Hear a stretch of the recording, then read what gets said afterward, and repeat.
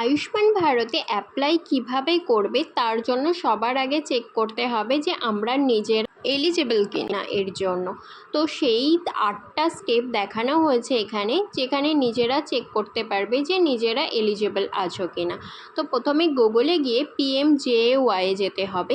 এখানে ফার্স্ট যে ওয়েবসাইটটা শো করবে সেখানে যাবার পরে একটা পেজ ওপেন হবে, এখানে MI এলিজিবল এইটাতে যখন ক্লিক করবে তখন নিজেরা বুঝতে পারবে যে নিজেদের নাম লিস্টে রয়েছে কিনা। কিন্তু সেখানে একটা প্রবলেম হচ্ছে, সেটাই আজকে তোমাদের দেখাবো।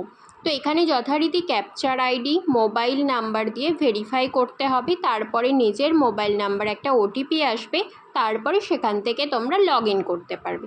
লগ ইন হয়ে গেলে এই পেজটা যখন ওপেন হবে এখানে কিছু স্টেপ পূরণ করতে হবে, যেমন নিজের স্টেট, কোন স্টেট, ওয়েস্ট বেঙ্গল অবশ্যই সেটা সিলেক্ট করে নিতে হবে। এখানে সাবস্ট্রিম PMJAY থেকে যাবে এবং ডিস্ট্রিক্ট যেটা নিজের ডিস্ট্রিক্টের নাম সেখানে সিলেক্ট করে দিতে হবে। এখানে সার্চ বাই জায়গা, এখানে 3টে নাম্বার দিয়ে আপনারা সার্চ করতে পারবেন, আধার নাম্বার, রেশন কার্ড আর PMJAY এর নাম্বার। কিন্তু PMJAY এর নাম্বার যেহেতু সবার কাছে নেই, সেহেতু রেশন কার্ড এবং আধার কার্ড দিয়ে চেক করতেই পারবেন। এখানে যে কোনো একটা সিলেক্ট করবার পরেতে তার নাম্বারটা এখানে দিয়ে দিতে হবে। রেশন কার্ড সিলেক্ট করলে রেশন কার্ড, আর আধার কার্ড সিলেক্ট করলে আধার কার্ডের নাম্বারটা। এখানে এবার ক্যাপচার কিন্তু আসছে না, এখন এটা খুব প্রবলেম চলছে।